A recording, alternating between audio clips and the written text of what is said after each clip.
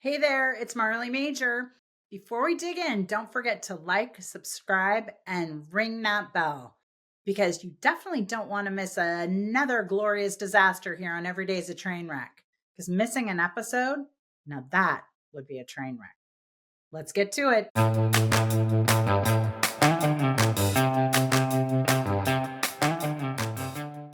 Hello, everybody, and welcome to another episode of Every Day's a Train Wreck. I'm your host, Marley Major, and if this isn't the example of the best train wreck ever, I don't know what is. You guys are going to love this. So, I have a guest who is such a good sport. Her name is Beth Miller. She's from the University of Dayton in Ohio.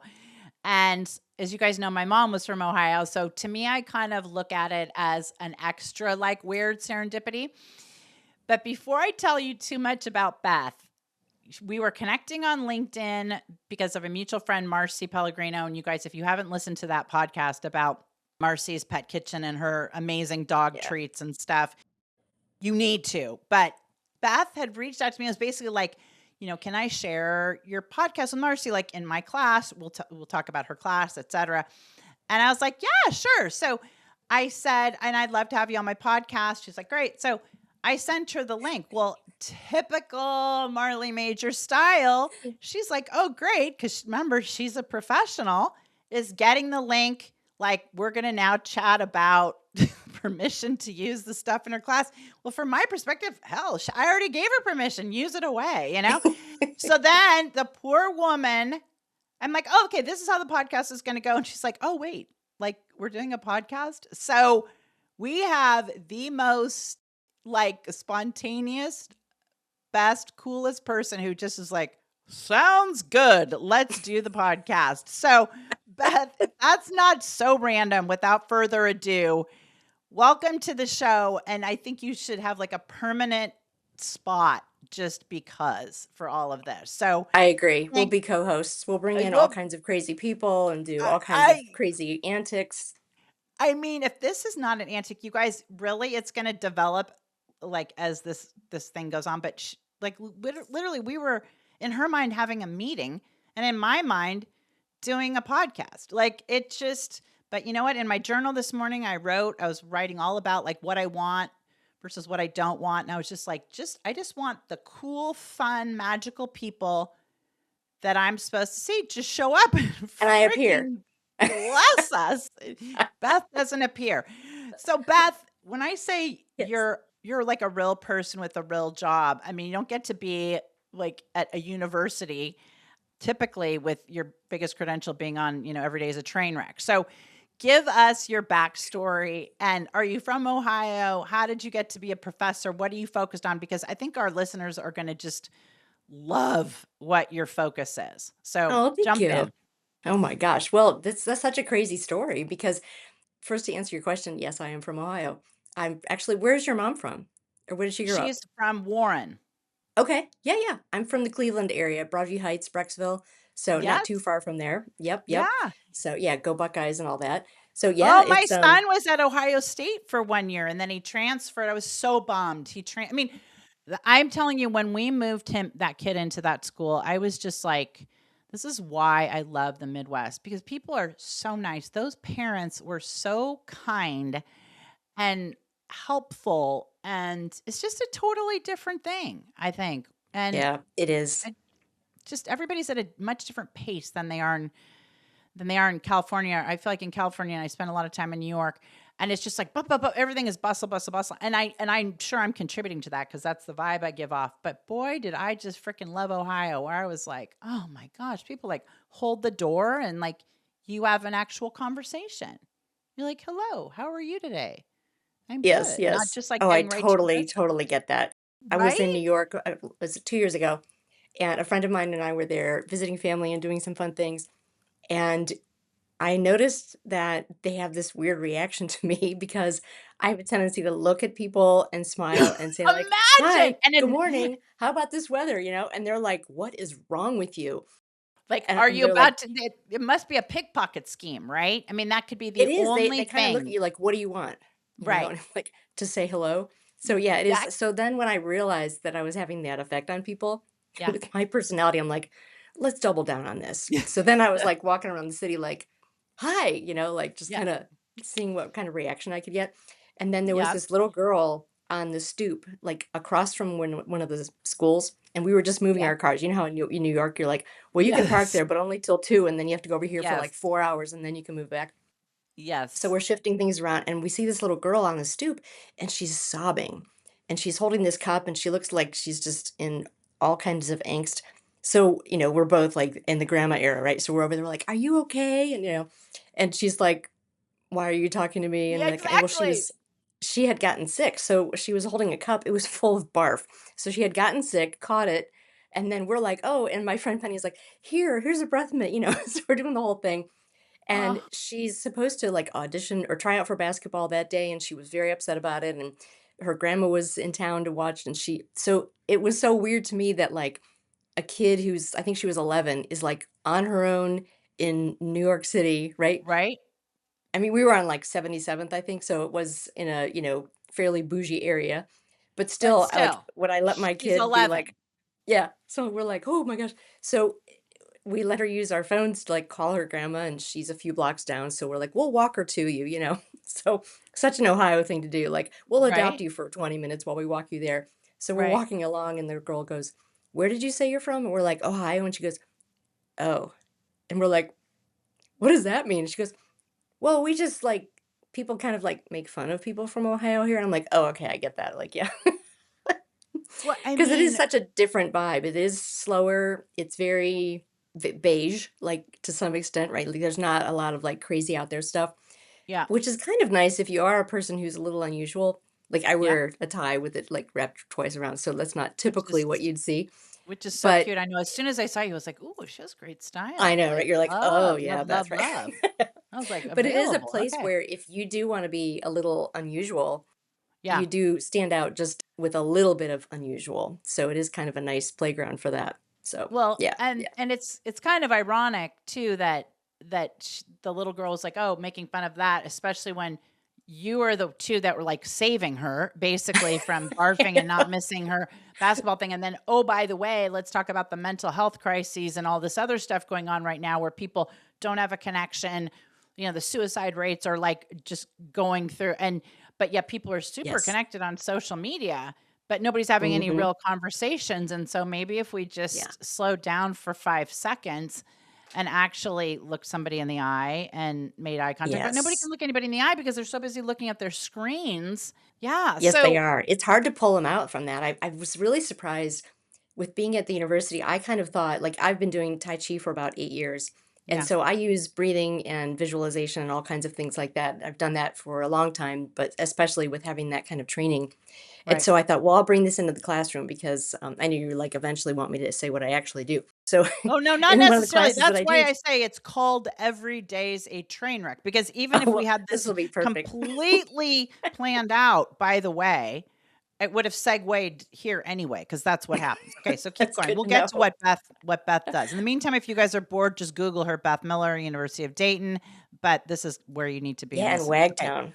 Okay, yeah. Yeah, so So when I was talking with them, the class is about mindset. It's a new course to University of Dayton because they were hearing from, businesses and campuses and things about that sort of there's a lack of students having the confidence to be like, tell me what you want me to do, show me the vision for the company, and then let me loose, right? They don't really yeah, have that vibe. And I don't know right, if that's just like something that you grow into or if that's like a Gen X thing that I'm used to or whatever, but it is a very like the students here are very nice, very Ohio, very like they're yeah, not all from Ohio, but they're just sure, the sweetest people. They're very caring and it has that kind of community vibe here anyway. right, So they have a softness to them, right, that I think right. I sometimes frighten them. So, but I'm in there and I'm like, "You know what we should do is, like, if you're gonna be getting up here to do your presentation, let's talk about what belly breathing is. Let's do some box breathing." And I thought they were gonna be like, "Lady, you're bonkers," right? Yeah, But they weren't. They were so into it, and, like, when I got their reflection papers from the fall semester, about 30% of them were like, "I use the breathing techniques on a regular basis, and this, like, changed my life when I decided to look at things this way." And they're just so much more approachable about those kind of concepts that I think people that are more in my age bracket are sort of like, "Whatever, lady," right? That's for the bonkers people, and it's like y it's like if you can tap into that what am I capable of vibe Right. at that age. I mean, imagine what they can do then, right? So it's kind of exciting. Well, imagine what we can all do, and what's so ironic is, like, when you say box breathing and all those things, which are things that I do, and I Mhm, think all this neurodivergence and that the stuff that's becoming more mainstream, which is just, like a mhm. fancy way of saying I have ADHD or I have, I think differently than but I mean, I don't know, I kinda think people a lot of people think differently, but the irony of what you're talking about is that being able to sort of reset your own nervous system, I think, should be like one of the most basic things that we can all do, right? Because we know Yes. that, people, whatever the studies say, that people fear public speaking more than they fear death. And people fear, but all those things could absolutely help with breathing and being able to visualize and being able to regulate your nervous system. And I've had to probably, or maybe like you learn that stuff the hard way, and it's like you get yourself in a bad spot, and then you're just like, searching the internet or searching, techniques to be like, I don't want to keep feeling this way, or I can't keep up with this level of anxiety. And it's just ironic that there is this level of anxiety and there is this level of people feeling lonely and unhappy, yet breathing and doing basic things like this is like, too woo woo. But how did you come upon like Tai Chi? Because that's kind of random. I mean, I don't know, I've always been sort of, like, into nature and being outdoors and things like that, hmm and so I've always found that to be very restorative, and then I worked for about 6 years for a conservation agency in parks mm, and recreation space, and in that, there was a lot of celebration of what it means to be outdoors and to really connect with nature and how you can yeah. become more grounded and more centered and perform better. And it really resonated with me. And my son was taking a style of karate that's Okinawan Shorin-ryu, which is a defensive style that was hmm perfect for him and his vibe. And I was like, oh, I kind of want to try this. So, but I didn't hmm want to like be on his turf and like squish yeah. him in there. Right? So Yeah. I talked with the sensei separately. I'm like, hey, I'd like to take this class, but I don't want to have it be like, oh, mom's here now, right? Yeah. But, they figured out a way to have it be separate, and I really liked it, and so I have a brown belt at this point, and I really liked it, but I always kind of thought it would be cool to have sort of like the cool down version, right? You do your hmm cardio and then you have a cool down. Oh, wow. Yeah. Good That way to it put it. kind of felt like that to me, right? Like I need the yawn of like hardcore like punching and kicking, right? Yes. But Yes. then Yes. the other side of me is that softer like, woo-woo side of things. hmm And I found that I would like try it out when I found it, like, at the Y near me or at a local dojo or whatever, and I liked the practice, but not necessarily the environment. There was one that when it Mm. was in a dojo, there's, like, 8,000 kids over here, like, doing their, like, "Kyo," and you're Oh, trying to be, wow. like, Yeah. mellow. And then there's, like, Yes. a Yeah. ring over here where they're doing some little, MMA stuff, and you're like, "I just can't get into the whatever and into that Yeah. state of soon." Yeah. So then I found right down the hill from me, there was a little nature center that's teeny tiny, and they were teaching Tai Chi in there. And the woman who teaches it, her name is Judy Wilson. She is amazing. I think partially because she's a mental health counselor. So Mm. she understands like how to approach people about different ideas and how to get them to accept things as part of their wellness approach to life kind of thing. Yeah. And she's just so likable and you never feel weird like because I think like, I used to teach Zumba 3 days a week for fun, and hmm I would have, like, 150 people in my class, and I very quickly figured out in the beginning, you're, like, self-conscious that you're like, "Okay, am I doing this? Do I look like an idiot? Blah, blah, blah." But Right. with Zumba, at least the way I taught it, I would put the music as loud as I could get it, and I didn't have any cues. I would just do it, and they would just follow me, which is kinda like the Oh, classic that's Zumba style, very cool. Yeah. and it was so much fun. And then you're like, well, they can't really look at me because they've got to pay attention to that lady who's leading the class, right? So I thought the same thing with Tai Chi. You feel like an idiot because you're like, you're doing this stuff and you're like, why is this person moving so slowly? It's like, hello.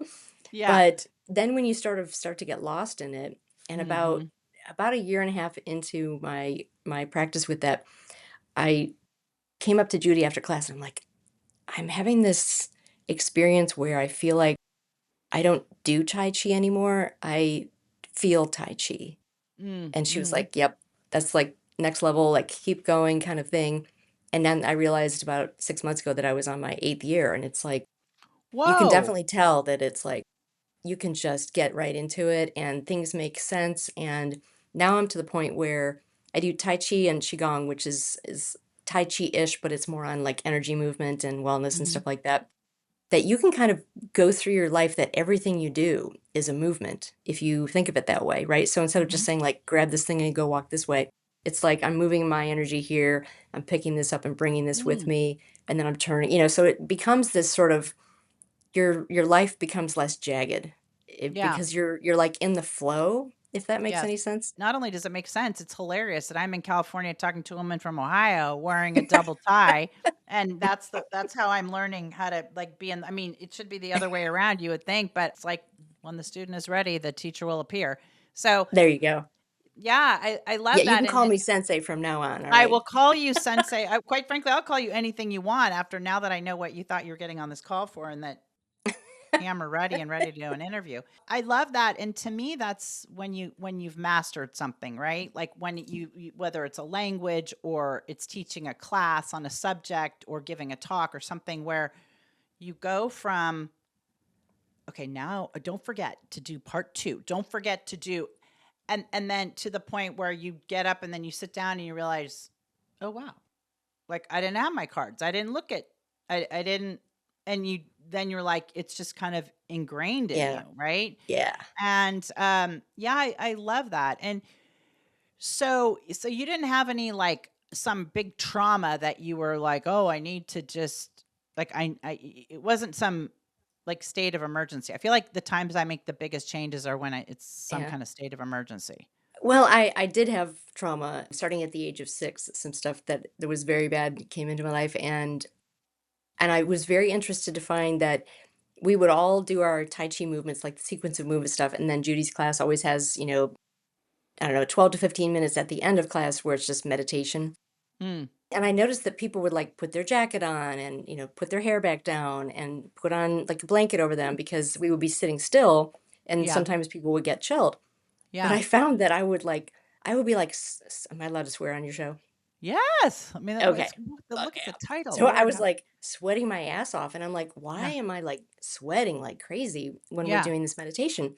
So I asked her one time and she's like, well, if you're coming from a place of trauma, yeah. meditation, you're going to like sweat it out of you just like Oh, anything else bad, right? So she said yeah, as you're breathing through, the deeper you're getting into it, the more elegant you get with being able to practice that, it's gonna start to come up, and so yeah, it was several years after that, so I started with, like, the perspiration part of things mhm. and that kind of stuff, and then we were doing this thing where we were, like, gathering energy, and we'd always put it, like, in the lower dantian, and then this one class, she told us to put it somewhere else, and I had my first, like, massive flashback. Like, I was there, I could hear it, I could feel it, I could smell it, Really? it was insane, yeah, and I was, like, sobbing, and it was horrible, but it was like I had had all these weird headaches for years before that nobody could figure out what was going on, Oh, and it was that they interesting. were flashbacks, like, knocking at my brain, like, "Hello, we're coming," and I And was like, and "Nope, you nope, have to nope, get nope, them nope," out. and I they were mean, staying in because I had developed the ability to be like, "Nope, stuff this over here, put this over here," yeah, and then when it came out, like, it was like yeah, I couldn't stop it, it was, like, completely out of my hands and very, like, out of body experience kind of level. But, yeah, yeah, it just kind of and then I was a little afraid to practice Tai Chi because it was like, you let that genie out of the bottle and it's like, yeah. "Now what?" So, And yeah, you're like, I was a little intimidated. is this gonna happen every time? Like, am I gonna have to clear my calendar to do Tai Chi because I'm gonna be hysterical? Yeah. Yeah, It's, well, to me, it's one of those things where it's like when if you have food poisoning, right, you can take something like anti-nausea or whatever, and it can mellow it out. But at the end of the day, if you've had like bad yeah. chicken or you have salmonella or something, you just have to barf it out. I mean, it's and this other Yes. stuff, I think we're gonna learn more and more and more about how, through the years about how our body reacts. And we know our body like stores things. And just like you're saying, like you were right back in that Yeah. scenario. And I hopefully in the future it'll be easier to tap it out or get rid of it, or won't be as you won't have to go through headaches for years and years and years. It'll just be like somebody will be wise enough to say, "Oh, start with this," or "Oh, No, I'll start tell you with what, that."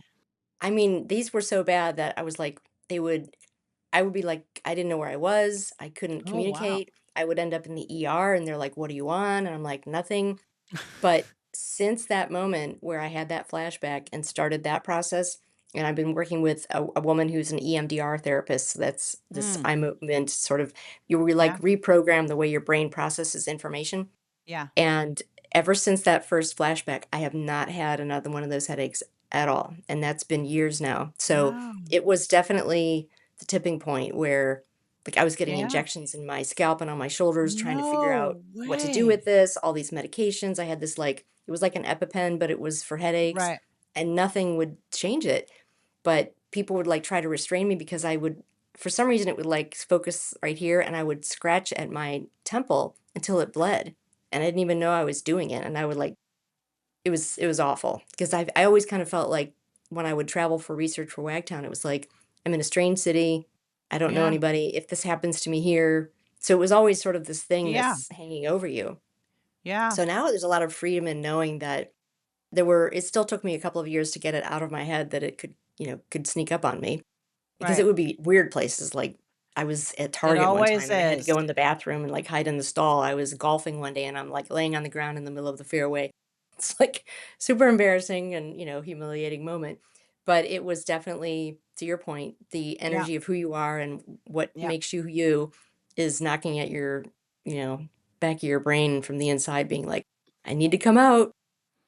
Well, I don't know if you've So, ever done this, but I have a lot of chickens and I love chickens. And we yeah? hatch them, like sometimes the mamas, of course, sit on the eggs and we have new chickens. But I also love every once in a while to put them in the incubator and it's literally like clockwork, and at 21 days, I think is what it is, they start tapping and poking, at the shells and they start Oh, working yeah. really hard and you cannot help them out. They have to, it's like a butterfly, coming out of its other stage. Oh, cool. They have to knock themselves and they keep tapping and tapping and you see the egg wiggling and you just want to like put them out of their misery, but that's part of them building up their strength to get out. But what's interesting is they will get out. It's like once that, like to me, it's just a great kind of mental health thing. It's a great analogy for business, maybe, which is something that you could, because if you watch, and I have just sat there literally for hours as these chicks are coming. It's like I can't even take my eyes; they're like glued to it because Yeah. they will just fight so hard. And then the other thing is the other eggs in the incubator. It's like a chain reaction too, probably like its own Really? kind of butterfly effect. Yeah. So when they start hearing one start moving, it kind of can affect the other ones and then they Oh, start really? going and that yeah, it's just fascinating. And as I say, they just keep as hard as it might be, they just keep pecking and pecking and pecking until they get out and then they get out and it's like this big they're like these little wet um, gooey situations until the incubator dries them out. But you can Okay. just tell that it takes everything to get them out. And then they're just like, oh, I've had it. And then they kind of wake up and start looking really cute. And then their friends show up from the other eggs and it's just all, and then everybody's cheeping and it's magic. Oh But my gosh. That there's sounds only like a one pretty good way, life. right? Like you You struggle just, to get out and then you're like, and my friends are here now. right, We're gonna exactly. We're peck all just things and exactly. And then boy, when they start eating, they are like, yeah, it goes to town. So anyway, maybe that's a good experiment you could do in your class, and they'd be like, "What in I the would have them world do are some we kind of doing?" like, sometimes I think about those funny episodes we see from like Barry or something where like Henry Winkler is having these students do some weird stuff like be an amoeba, right? A couple days ago, I was trying to push my students to do like a little bit come out of their shell, no pun intended, Yeah. on their intro, like their hook for their pitch for their Oh, idea cool. for their business. And I knew that they were going to be quiet because this particular section has just been quiet this whole semester. And so I thought, well, we're going to get so I had them like I'm like shake your hands like this, put it above your head, go behind your back, shake your feet, and I had them jump up and down a little bit. And it was amazing how the energy of the room just went like right Yep. here, right? And we had so much fun and I had a couple of students that came up that were willing to like, go for it and they just let me be my weirdness and they matched it and just kept going and the students were cheering and clapping and it was just a lot of fun to see that and it's like the power of movement and breath to change Absolutely. the vibe of a room is just undeniable in that moment. It goes the other way, right? Like, if all of a sudden you see somebody who takes a phone call and their face just drops and goes white, everybody's like, "Oh," like it's quiet and you know something is bad. So it's so nice to Yes. just do it and just shake it up and make it good, and then Yeah. everything seems like there's so many more possibilities, right? Which you need in business to have Yes. ideas. I think to be an entrepreneur, you've just got to have such mental fortitude to just keep being like, "I can do this, I can do this, I can do this," because you get knocked down so many times, it's like whack-a-mole 25 times a day. Like, you try to Yes. get a customer, no. You try, "Oh, you almost get it signed, no. You almost get the deposit, no. The day is wrong, blah, blah, blah, blah." I mean, it's just like bam, bam, Oh, bam. so accurate on that, and you're like, "I'm just a chick, and I just came out of my Right, freaking shell, leave me alone," right? right, like, "I can't do this yet." And then it's sorta like the world is like, "Okay, can you or can't you?" You know? Yeah. But then once you get through those barriers of a Mhm. few rounds of whack-a-mole, and then you're like, "Forget this. Like, I am not just gonna sit down. Like, I can do this," and I think it really clarifies your why, really clarifies, Ooh, like Simon yeah. Sinek says, "What do you wanna do this for?" Like, it has to be something bigger than, "I'm just gonna try to 10x my company." It has to be something like,